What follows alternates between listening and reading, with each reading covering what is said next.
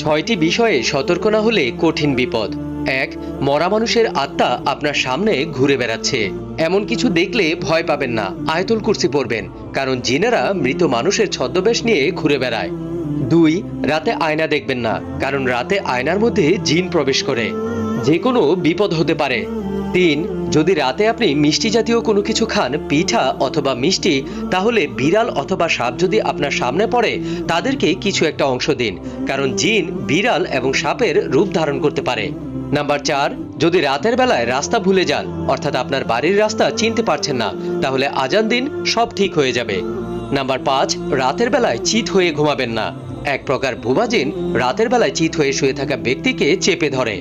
৬ number, রাতের বেলা একা একা কোথাও বের হবেন না, কারণ একা থাকলে রাস্তায় বা আপনার সাথে থাকা জিন আপনার অনেক বড় ক্ষতি করতে পারে।